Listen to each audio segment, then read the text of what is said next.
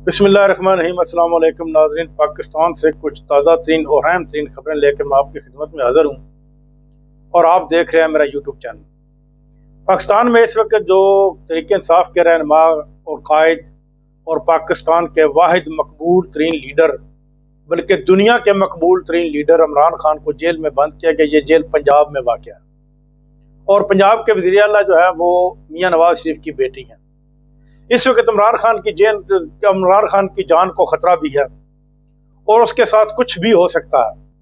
पहले तो हुकूमत वक्त को चाहिए कि इमरान खान को किसी ऐसे सूबे में बंद किया जाए जहाँ पर उनकी अपनी हुकूमत है। मिसाल के तौर पर KPK में, वहाँ की जेल में अगर जेल में ही रखना है तो वहाँ की जेल में रख लें। पहली तो बात यह है कि इमरान खान को अब छोड़ देना चाहिए। वो क्या करना चाहे, वो क्या कर सकता है, वो आपके सामने सारी स्टोरी आपके सामने मौजूद है। जो भी वो करना चाहे वो कर ले। वो क्या कर सकता है? वो सिर्फ और सिर्फ जमहूरियत के लिए खड़ा है, इन लोगों की बका के लिए खड़ा है, इन लोगों की तरक्की के लिए खड़ा है, कानून और आइन के लिए खड़ा है। इसलिए वो तकरीबन 1.5 साल से ज़ायद का अरसा हो गया और जेल काट रहा है और ये जेल बगैर किसी जुर्म के काट रहा है। और जुर्म उसका क्या है? कुछ भी नहीं कि वो अवाम के हक की बात करता है। और अवाम के हक की बात क्यों करता है? अमेरिका को वो कबूल नहीं था, उस वक्त की इंतजामिया को, जो बाइडन इंतजामिया जो थी वो इमरान खान के खिलाफ थी, जिसकी वजह से इमरान खान को अपने वज़ीर आज़म के ओहदे से हटाया गया। हटाने के बाद उसको जेल में बंद किया गया और अब तक जेल में रखा गया। अमेरिका में अब इंतजामिया चेंज होने वाली है।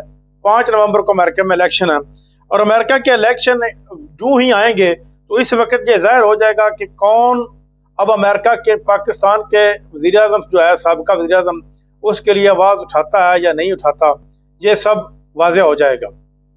अब मैं आ जाता हूँ मियाँ नवाज शरीफ के मतलब। मियाँ नवाज शरीफ जो पाकिस्तान से तीसरी दफ़ा वज़ीर आज़म बने थे, 3 दफ़ा का वज़ीर आज़म बनने वाला, पाकिस्तान में अब जो ही काजी फायज़ा गए हैं वो भी मुल्क छोड़कर अपना लंदन चले गए हैं। अब वो लंदन से भी अमेरिका में भागने वाले हैं, अमेरिका जा रहे हैं। अमेरिका जाते हुए साफ़ी ने उससे सवाल किया कि मियाँ साहब, आप तो चौथी दफ़ा पाकिस्तान में वज़ीर आज़म बनने गए थे, तो आप वज़ीर आज़म क्यों नहीं बने और अब अमेरिका क्यों जा रहे हैं? तो मियाँ साहब ने मुस्कुराते हुए सिर्फ यही जवाब दिया कि क्या अमेरिका जाने से पहले ये सवाल पूछना आपका ज़रूरी था? अब वो अमेरिका में जाएंगे, जो बाइडन इंतजामिया इस वक्त मौजूद है 5 नवंबर तक, उसके साथ कुछ साथ करेंगे या ये अपनी लाबंग करेंगे कि किसी न किसी शक्ल में फिर जो बाइडन की इंतजामिया जो है वो दोबारा इलेक्शन जीत कर अमेरिका का सदर बन जाए। लेकिन अब क्या ऐसा हो सकता है? ये नामुमकिन नजर आ रहा है। नवाज शरीफ जो 3 दफा का इस मुल्क का वज़ीर आज़म रहा है, वो अब इस मुल्क में नहीं रह सकता और ना ही अवाम के सामने आ सकता है। लेकिन इमरान खान के साथ लोगों ने वफा की इंतहा कर दिया। उमर सरफराज चीमा को देख लें, सेनेटर एजाज चौधरी को देख लें, उसके बाद राशिदा को देख लें, डॉक्टर राशिदा को। लेकिन यास्मीन राशिद, ये ऐसे लोग थे जो चट्टान की तरह चौधरी परवेज लाई इमरान खान के साथ डटे रहे और सिर्फ इस बात के ऊपर कि किसी न किसी दौर में या किसी न किसी वक्त इमरान खान की हुकूमत जरूर, दौर तो बदलता रहेगा। आप देख रहे हैं काजी फायज़ा 13 महीने तक इस मुल्क के हाल नाल रहे, अब उनका नाम लेने वाला भी कोई नहीं है। अब जो 3 जज इस वक्त सीनियर हैं वो भी हुकूमत की हिट लिस्ट पर आ गए हैं। हुकूमत के वहम गुमान में भी नहीं था कि ये ऐसा हो जाएगा कि जो ही हम जूनियर को चीफ जस्टिस बनाएंगे तो जो सीनियर तरीन दो जज होंगे वो इस्तीफा दे देंगे। लेकिन उन्होंने इस्तीफा देने से इनकार कर दिया, बल्कि उन्होंने जो चीफ जस्टिस हैं, जस्टिस यहिया अफरीदी, उनका भरपूर साथ देने का इरादा कर लिया।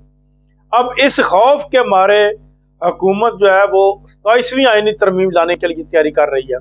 इसके लिए भी बिलावल जरदारी साहब बहुत मुतहर्रिक हैं, मियाँ शहबाज शरीफ भी बहुत मुतहर्रिक हैं।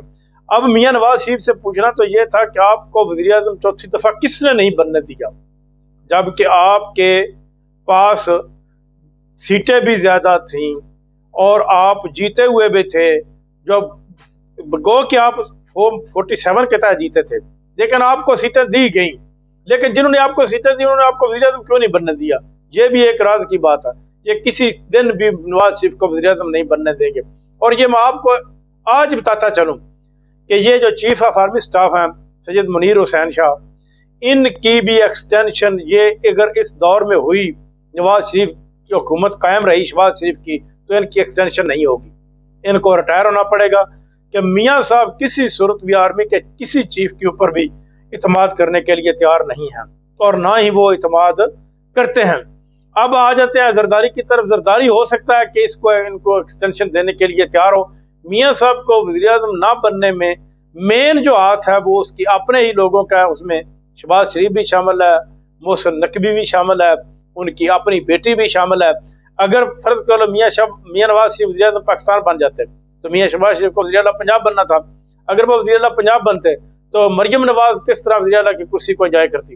वो सिर्फ एंजॉय कर रही है, काम नहीं कर रही। काम तो बड़ी दूर की बात है, सिर्फ और सिर्फ वज़ीर-ए-आला की कुर्सी उनको दी गई है और उस कुर्सी के ऊपर बैठकर वो एंजॉय कर रहे हैं। अब आपको मैं बताता चलूं कि इस हुकूमत के खौफ की वजह यह है कि इम्तियाज चौधरी एक MN है पाकिस्तान से, तरीके इंसाफ से वो सिलेक्ट हुए हैं मंडी बहाउद्दीन से। उन्होंने तकरीबन 2 लाख के लगभग वोट लिया, बेताशा वोट लिया।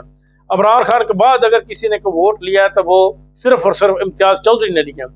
उनका एक घर था इस्लामाबाद में F7 में और उसको गिरा दिया गया। क्या क्या बहाना लगाया गया कि CDA वाले कहते हैं कि ये इजाज़त के बगैर यहाँ पर इनको अगला हिस्सा जो है बनाने की इजाज़त नहीं थी। अगर इतने अरसे से वो घर कायम था तो पहले इजाज़त थी और अब उसकी इजाज़त ख़त्म हो गई है। यानी कि हर वो हरबा ये मौजूदा हुकूमत तरीके इंसाफ के लोगों के साथ करना चाहती है कि जिससे वो इमरान खान का साथ छोड़ दे। अब एक नई स्कीम उन्होंने मुतारफ करा दी है जिसके तहत तरीके इंसाफ को छोड़कर जाने वाले लोग अब दोबारा फिर तरीके इंसाफ में शामिल होने के लिए तैयार बैठे हैं। जो बड़े बड़े नाम थे, सिर्फ इसलिए कि एस्टेब्लिशमेंट चाहती है कि लोगों को दोबारा तरीके इंसाफ में शामिल किया जाए और ताकि इनके जरिए तरीके इंसाफ को आसानी से कंट्रोल कर सके। अब तक के लिए इतना ही। अपना ख्याल रखिएगा। अगले व्लॉग तक मैं आपसे इजाज़त चाहूँगा।